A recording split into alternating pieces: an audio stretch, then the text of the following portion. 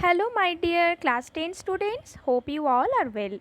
Today we will discuss about the chapter 13 India Agriculture. In the previous class we have covered some portion of this chapter. In this class we will cover the remaining portion like the types of farming that are mainly practiced in India. I am Ishita Raj and I am going to teach you about this chapter. Okay students, let's start this chapter.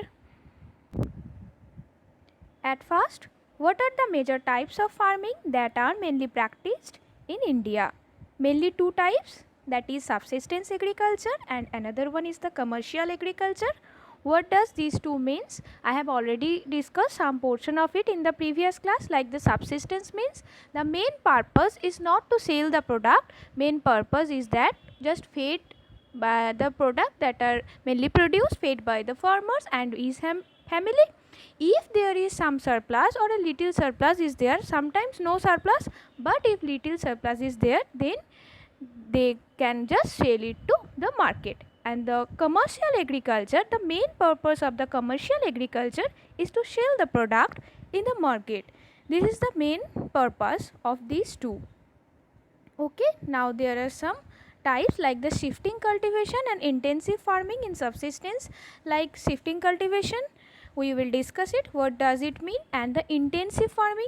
And in commercial farming we have these types like the extensive farming, the plantation farming, mixed farming, and another type is also there, that is the horticulture. We will discuss one by one.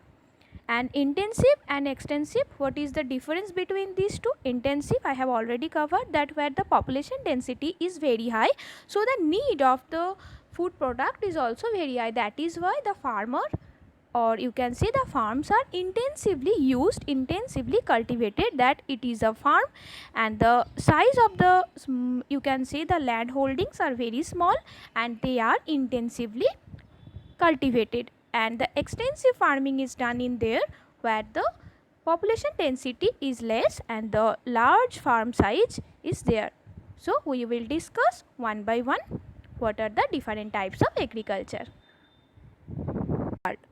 So at first we have the subsistence agriculture, that I have already discussed. Subsistence means this is the main need is to sustaining of our own life and our families, not for the business purpose or not for the commercial purpose. So this is the different characteristics of the subsistence agriculture, that I have pointed out all the major characteristics. This is a type of farming in which crops are cultivated and the livestock are reared.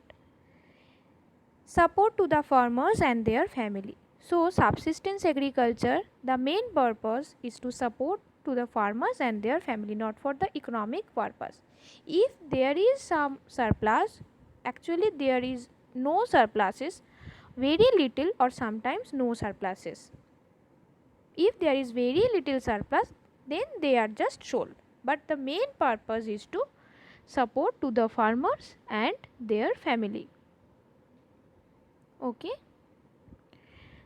The farm size is very small. In each of the farming you should have to remember what will be the farm size and the main purpose of the each type of agriculture, and what are the different crops and the major countries that are practicing this kind of farming. So this is the points that you should have to remember.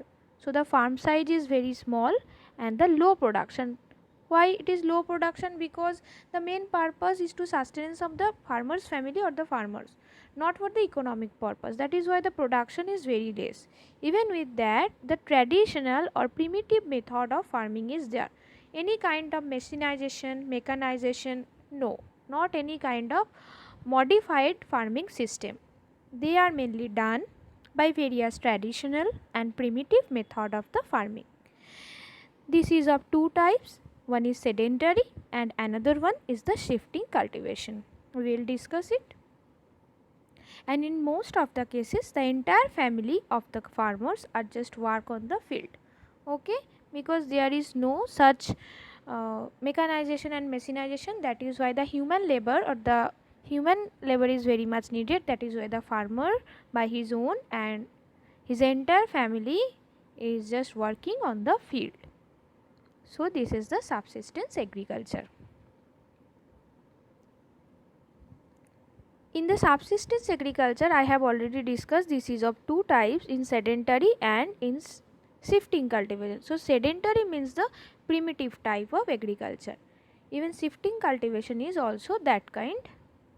So what is shifting cultivation? This is also primitive and traditional method of agriculture that are practiced by the tribal people that living in tropical forest. So the major points that I have already given, even with that, the most important points that are underlined, students, you should have to remember those points. Okay. So this is also the primitive and traditional method of agriculture. Okay. From the very beginning, the farmers are just practicing this kind of agriculture all over the world. Even shifting cultivation has different names in different regions. Like in our case in India, the northeastern India, it is very much well known about the jhum cultivation. Okay, it is known as the jhum, JHUM. Okay, so jhum cultivation in northeast India. They are mainly practiced by the tribal people. They are living in the tropical forest. The main method of shifting cultivation. What is the method? A selected patch of forest is cleared of vegetation and the trees are and the bushes are just burnt. Then cultivation is done. After 4 to 5 years, they leave the place when the land become infertile. So they select a patch of land in the forest. After that, they clear the vegetation and trees that are found there, and the bushes are just burnt. Okay, then they cultivate in that land for about 4 to 5 years, and after that the soil nutrients just lost.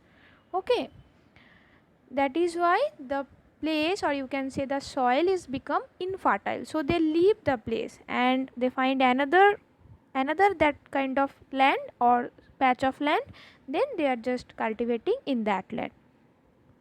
So at first they are in a place, in that place they are just forest is cleared, vegetation and trees, bushes are burned. They practices 4 to 5 years of agriculture there, then they leave the place and go to the place B. That is why they shift the place. Okay, at first they were in the place A, then they shift to the place B. That is why this is called as the shifting cultivation. Why they are called as the shifting cultivation? Because there is a shift of the place from place A to place B. This kind of cultivation is also known as the slash and burn agriculture. Slash and burn. Okay, very important point, that why does the shifting cultivation is also known as the slash and burn? Because they are just burn the forest. Okay. Major crops that are grown in this kind of cultivation are tapioca, tuberose, maize, millets and many other.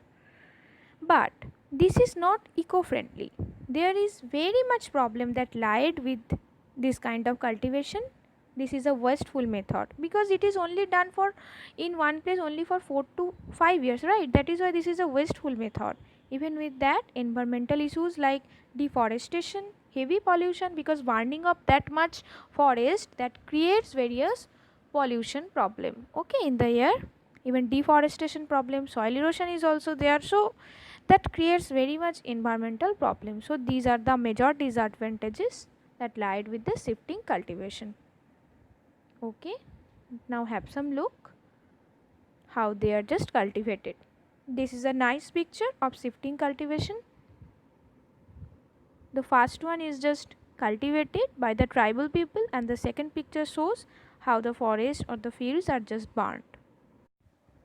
Now this table, from this table you have the names of shifting cultivation, like they are known as different names in different regions in our country.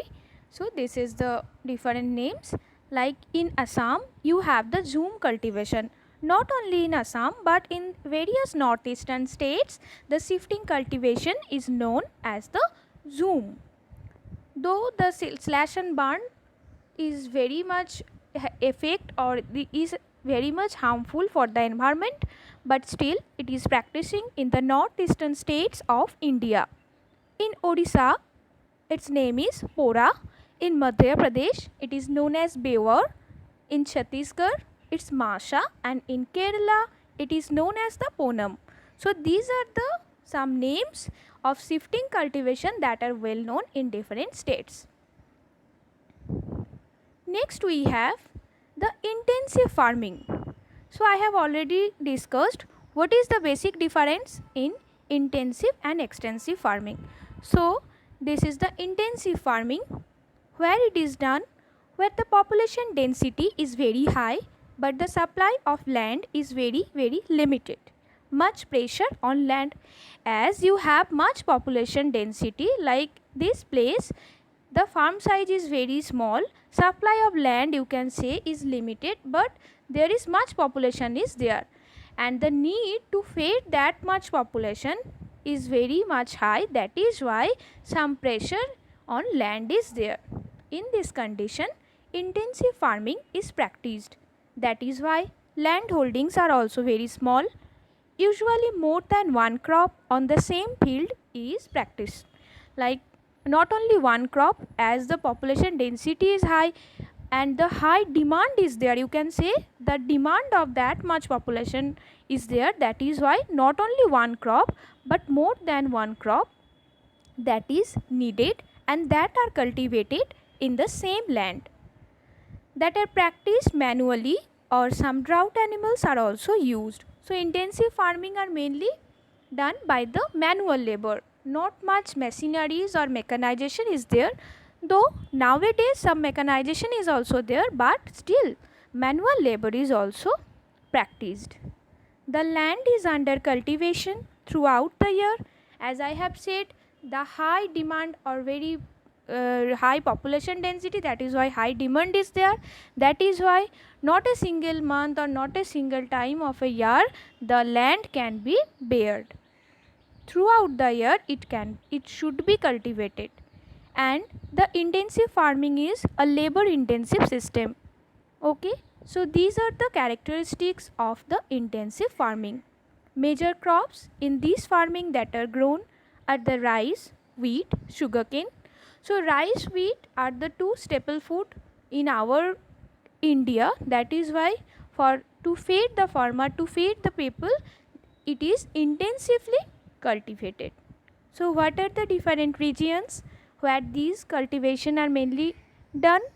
That are northern plain region, coastal plain region in India, northern alluvial plain that have much fertile soil and the good amount of rainfall, good irrigation system. That is why in that region intensive farming are highly done. So these are the characteristics of intensive farming.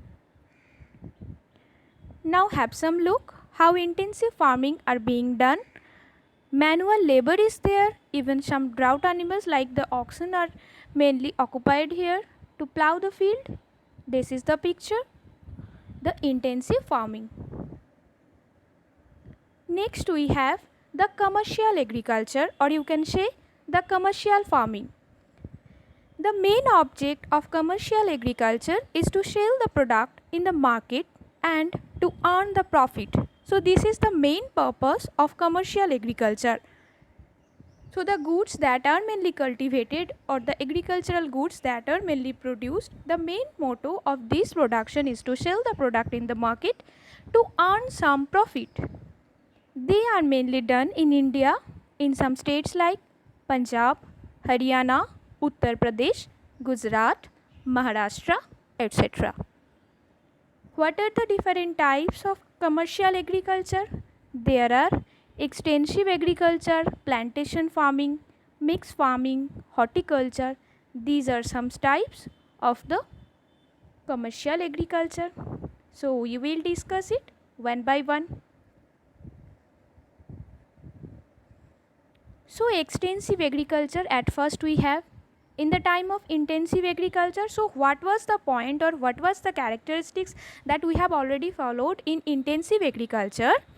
So Totally different, or you can say totally opposite of intensive agriculture, is the extensive type of agriculture, because their farm size are very small, land holdings are very small, population density are very high. But here all the things or all the characteristics are totally opposite. Like the farm size is very large, population is also very sparse. Sparse means low population or isolated population. So if you have this much of land, very large size, and the populations are very less, then you can have some land holdings that are very high. So the pressure on land is not there, which are actually in the intensive agriculture, which was already found in intensive agriculture, that is not found in this case. That is why the farms can be extensively used, or you can say the extensively cultivated. Yield per hectare is low, but the total production is large. These are the characteristics of extensive farming. Students, you should have to remember, yield per hectare is very low. Why? And total production is very large. Why? Because the total farm size is very large. That is why the total production is also very high. But as they are extensively agriculture or extensively cultivated, not intensively, that is why yield per hectare is very low. Crops that are grown on a commercial scale and are sold in the market. So the sole purpose of this type of agriculture is to sell the product in the market. So they are mainly commercial scale, they are grown on a commercial scale and ultimately sold in the market. They are mostly done by agricultural machines like tractors, threshers, winnowers, combine harvesters. So these are some machines by which various types of work in agriculture are done. Like harvesting is done by the combined harvester, tractors is mainly doing, or tractors are occupied for plowing the field. As in the case of intensive farmer, or you can say the intensive farming, we have some drought animals like the oxen was there, or sometimes manual labor was there. But in these kinds of farming, all the things that are done by some machineries, you can say good mechanization is there. Manual labor is very less and the machineries that are used in this kind of farming are very high. They specialized in one or two crops. In the time of intensive agriculture, we have already seen throughout the year there is some cultivation of crops. So different types of crops are mainly cultivated. But in these kinds of farming, only one or two crops is only there. That is why you can say some crop specialization is there. Okay. So whichever the crop is, like in Punjab you have wheat. Okay, in Punjab or Haryana you have wheat. So wheat are mainly cultivated throughout the years. Wheat are mainly cultivated throughout the lands and in a very large area. Okay, so some cultivation is there. Now huge capital is also invested for these kinds of farming. Major crops that are grown in these are wheat, oats, cotton. Okay, wheats are a very good crop that are mainly extensively farmed in Punjab, Haryana and Gujarat. These states, the extensive agriculture is mainly practiced. So these are some characteristics of extensive agriculture. This is the major crops that are produced in these kinds of farming, and in this region these kinds of farming are mainly practiced. So have some look, students. This is the picture how extensive farming is mainly done by the mechanization. Tractors is there and the vast area or the vast land is mainly produce one kind of crops. This is the picture. Okay students, we have covered the extensive type of farming or extensive agriculture. Next we will have the plantation farming. What does plantation farming means? This is also, you can say, a type of commercial purpose or commercial farming. The main motto of this farming is to sell the product in the market. What are the different characteristics of this farming? Growing and processing of a single crop. That means only single crop or only one crop is mainly produced or you can say cultivated in these kinds of farming. That is why you should have to remember plantation farming is also called as the monoculture. What does they call? They called as the monoculture, like only one crop is there. That is why they are called as the monoculture, single crop. And the main motto or the main purpose is to sell the product or commercial scale. In the commercial scale they are cultivated, and the main purpose is to export. Like in India we have tea, coffee and cotton, jute. They are mainly exported to another country. So these are some plantation crops.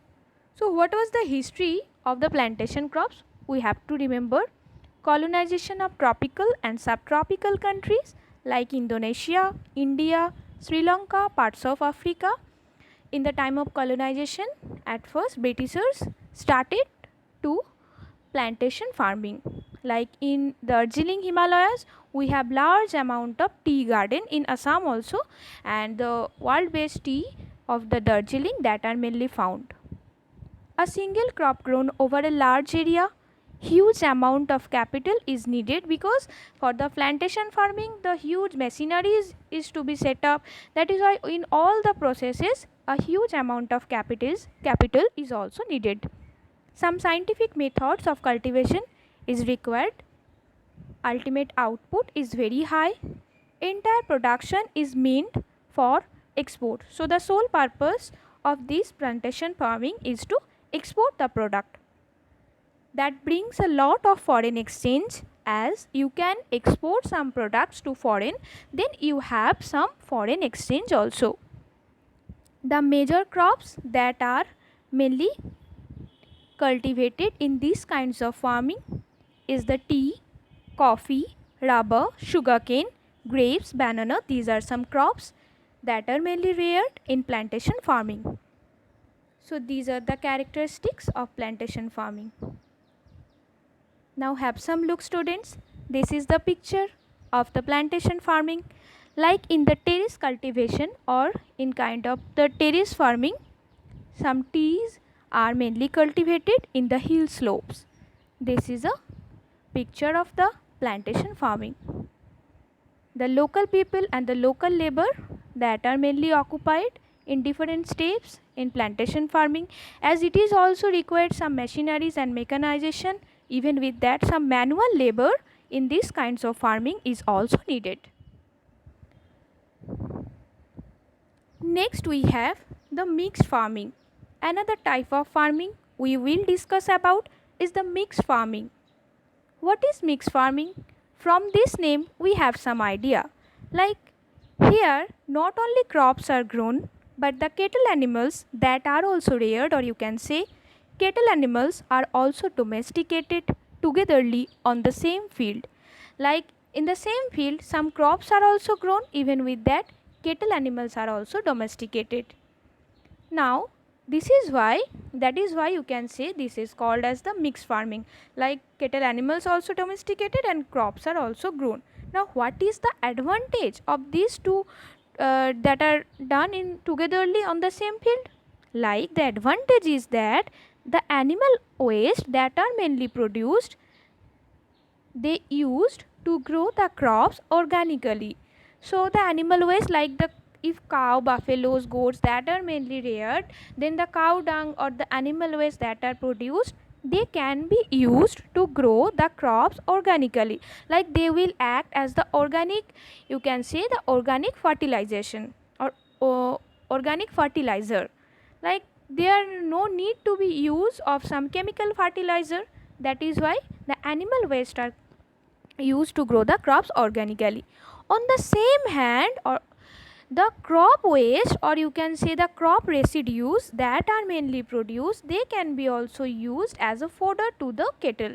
That is why you can say this is the advantageous type of farming. These animals sometimes are also used as a drought animals. So that is why mixed farming is a combination of crops are grown, even with that some domesticated animals are also reared. That is why in the dry time, if there is no crop production, then the farmer can sustain their livelihood by selling the milk, by selling the food that are mainly produced from the animals, like the poultry farming is there.